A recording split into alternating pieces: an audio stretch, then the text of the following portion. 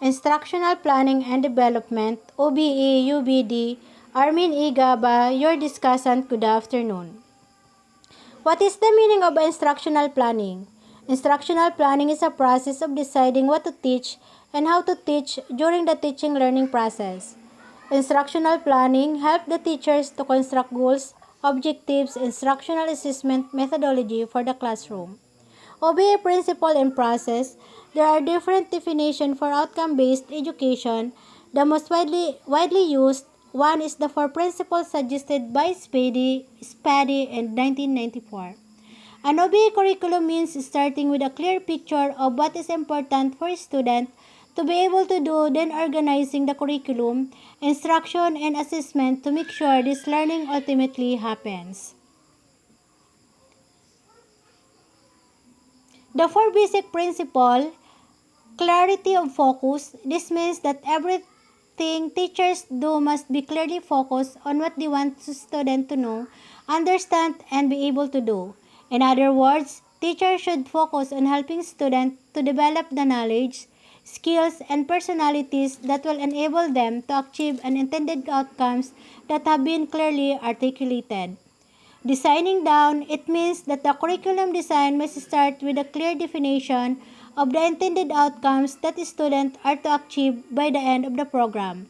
Once this has been done, all instructional decisions are then made to ensure achieve this desired end result. High expectation, it means that the teacher should establish high challenging standard of performance in order to encourage students to engage deeply in what they are learning. Helping students to achieve high standard is linked very closely with the idea that successful learning promotes more successful learning. Expanded opportunities. Teacher must strive to provide expanded opportunities for all students. This principle is based on the idea that all learners can learn the same thing in the same way in the same time. However, most students can achieve high standard if they are given an appropriate opportunities. OBE process. Constructive alignment is the process that we usually follow when we build up an OBE syllabus. It is a term coined by Professor John Biggs in 1999, which refers to the process to create a learning environment that supports the learning activities appropriate to the achieving the desired learning outcomes. The word constructive refers to what the learner does to construct meaning through relevant learning activities. The alignment aspect refers to what the teacher does. The key to the alignment is that the components in the teaching system, especially the teaching method used, the assessment tasks, are aligned to the learning activity assumed and the intended outcomes. Defining curriculum objectives and intended learning outcomes, designing assessment tasks, selecting teaching and learning activities, tips reviewing program level outcomes, writing intended learning outcomes, choosing an appropriate outcome-based assessment tool and methods, example and outcome-based assessment marking scheme. Defining curriculum objectives intended learning outcomes or ELO. A learning outcome is what a student can do as a result of a learning experience. It describes a specific task that he or she is able to perform at a given level of competence under a certain situation. The three broad types of learning outcomes are disciplinary knowledge and skills, generic skills, attitudes, and values.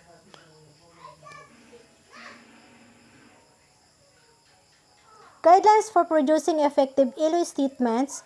Outcomes are about performance, and this implies there must be a performer, the student, not the teacher. There must be something performable, thus demonstrable or accessible to perform. The focus and the performance, not the activity or task to be performed. Example, graduates of this program will be able to effectively communicate both formally and informally through speaking, writing, and listening.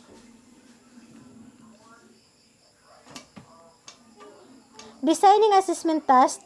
Outcome-based assessment or OBA asked us to first identify what is we expect students to be able to do once they have completed a course or program. It then asked us to provide evidence that they are able to do so. In other words, how will each learning outcomes be assessed? What evidence of Student learning is most relevant for each learning outcome, and what standard or criteria will be used to evaluate that evidence. Assessment is therefore a key part of outcome-based education and used to determine whether or not qualification has been achieved. Step for assessment design, continuous improvement. 1. Define result to be measured. 2. Identifying data required and sources. 3. Review existing assessment method. 4. Define additional methods and measures. 5. Implement and evaluate.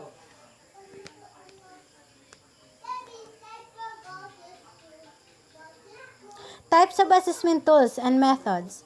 Formative assessment, the collections of information about student learning during the progression of a course, program, in order to improve student learning. Example, reading the first lab reports of class to assess whether some of all students in the group need a lesson on how to make them succinct and informative. Summative assessment, the gathering information at the conclusion of a course, program, or undergraduate career to improve learning or to meet accountability demands. When used to improvement impacts the next cohort student taking the course or program. Example, examining student final exam in a course to see if a certain specific areas of the curriculum were understood less well than others, analyzing senior projects to the ability to integrate across discipline. Criterion reference assessment. A score that compares student performance to specific standards. The student is assessed and reference to some student outcome that can be expected as a result of an education experience. Criteria are qualities that can provide evidence of achievement of goals or outcomes such as comprehension of concept, introduced or reinforced, a kind of inquiry behavior encouraged, or a technique practiced for its potential contribution to the skills of the artist, students to the meaning, communication of the art. It makes sense to assess the terms of what teacher believes. Alternative assessment. A catch-all term as assessment that depart from the traditional multiple choice norm reference tests such as a coding live art criticism or discussion. Authentic assessment. Assessment that first meaningful real-life learning experiences. It includes recording evidence for the learning process, application and products and performance, perception of visual and audio relationship, integration of new knowledge, reflecting profitably in one's own progress, and interpreting meaning in consideration of contextual facts. Performance assessment and observation of the process of creating an answer of product that demonstrate student knowledge and or skills, directly observable student-generated evidence of learning. Developing marking scheme. Once this assessment tool has been settled on, a specific decision may have to be made about the criteria by which student work will be assessed. Depending on the learning outcome being assessed and the tool of assessment, choosing criteria is where rubrics come in. A rubric is a set of criteria for assessing student work or performance, are particularly suited to the learning outcomes that are complex or not easily quantifiable, for which there are no clear right or wrong answer or which are not evaluated with standardized test or survey. Assessment of writing, oral communication, critical thinking, or information literacy often requires rubrics. Rubrics have two dimensions: clear definition of its characteristic to be assessed for given learning outcome, clear descriptions to the different levels of achievement by its characteristic. Because of the rubrics, they can help make assessment more transparent, consistent, and objective. Faculty members and evaluator can use the rubrics to communicate to the student. Giving feedback. Feedback tells students how they are doing towards achieving intended learning outcomes. This information can help them to improve their learning and so help them to enhance their performance in assessment. There is also considerable research evidence that the most important part of the assessment process with regards to the supporting learning is feedback. Selecting teaching and learning activities or TLS. Selecting teaching and learning activities aims to help students to attain the intended learning outcomes and engage them in this learning activity through the teaching process. A student-centered approach is the emphasis in OBE is its success largely independent on the extent to which students take responsibility for their own learning and whether or not cooperative learning is used. This because one of the long-term of outcome is OBE is usually related as a generic skills and attitudes such as teamwork and cooperation. Biggs 1999 suggested the following points of guidance for planning, teaching, and strategies. Sound knowledge is based on interconnection, connecting new learning with old. Encourage students to create conceptual structure which integrate their new and old learning. Develop metacognitive skills by being explicit about learning and maximizing student awareness of their own knowledge construction through structured reflection. Plan learning activities that actively involve students. Activity heightens arousal and makes performance more efficient. Incorporate explicitly stated study skills into learning and if necessary provide support for developing skill, for example in teamwork. Consider how information technology can support learning and teaching. Reviewing your program level. Outcomes. The number manageable 10 to 20 outcomes are probably the acceptable range address intermediate outcome at a year or course level. Check for overlap. Easily differentiable from each other. This is particularly important if you are going to map your curriculum. Check for clarity. Communicate clearly to students about what they need to achieve in the program. Check for representatives and form reading of attributes found and graduate from the program. Check for alignment. Alignment of outcomes, different labels, schools, program, course. Alignment between ELOS, assessment, and teaching and learning activity. Alignment to the university graduate attributes, ABC Live to produce all-around student with academic and professional competence.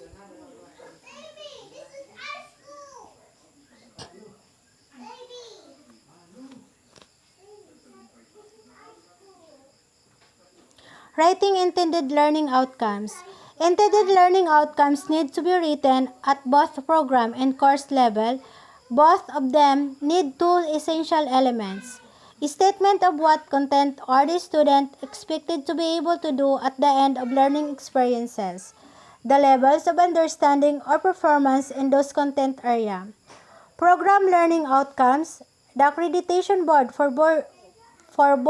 Engineering and Technology, ABET, defines program and learning outcome as statements that describe what students are expected to know and to be able to do by the time of graduation. To get started, the school must develop list of training outcomes derived from consonant with. Course learning outcomes. Course learning outcomes describe the complex performance a student should be capable of as a result of learning experiences within the course. These are determined by the course instructor or in the case of a course with several sectors by team or instructors who teach the same course. Choosing appropriate action verb. In the process of writing learning outcomes, the curriculum team would use associated action verbs of different levels of learning. The use of action verbs facilitate alignment of the program in course learning outcomes and course learning outcomes with assessment with writing program learning outcomes. Anticipate how student learning will be assessed in relation to each expectation. Vague verbs such as know or understanding are not easily measured and then to be substituted with performance verb as identify, define, describe, or demonstrate. Some of these verbs are listed in the table for consideration. Levels of learning and action verbs. Level 1, remembering. Remember, recognizing, recalling, describing, listing. Level 2, understanding, understand, interpreting, exemplifying, classifying, summarizing, inferring, comparing, explaining. Applying, apply, executing, implementing, classifying, calculating, constructing. Analyzing, analyze, differentiating, organizing, attributing, comparing, outlining. Evaluating, evaluate, checking, critiquing, assessing, concluding. Creating, create, generating, planning, producing, composing. In the early years, lower-level cognitive outcomes, remembering, understanding, are given stronger emphasis. The level upwards as the year move on, higher-level outcomes like evaluating and creating would have more emphasis in later years. Understanding by design. Understanding by design or UBD is a framework that is based on the idea that first, teaching should help students transfer their knowledge, and second, professors should consider backward design to achieve this. Instructors should begin with defining standard for the course, then decide on transferable skills they want students to gain and determine assessment option. Third, constructors should consider creating learning plan, differentiation options, and additional resources to enhance student learning. Understanding by design helps students apply what they learn in a course to the real world, which depends and enriches their learning experience based on the principle or backward design and its three levels. Understanding by design is an educating planning approach, an example backward design. The practice of looking at the outcomes in order to design curriculum units performance assessment and classroom instruction.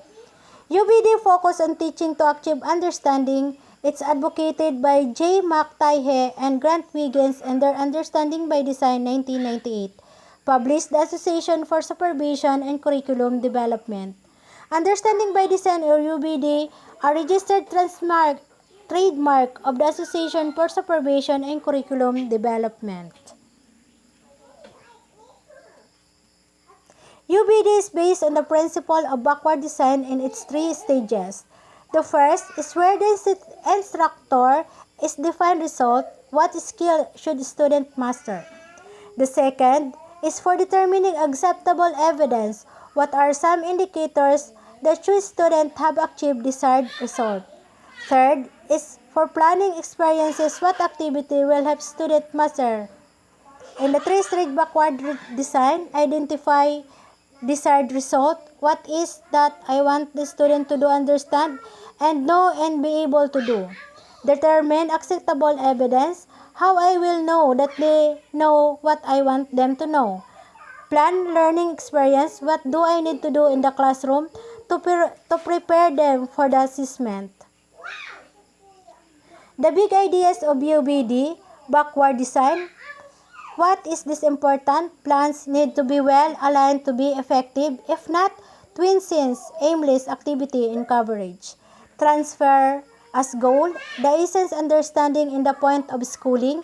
Students fail to apply learning. Understanding by big ideas. How to transfer a course, create connection in learning. Fragmented learning, more difficult, less engaging. Meaningful learning, disengage and invite student. Plans need to be well aligned to be effective.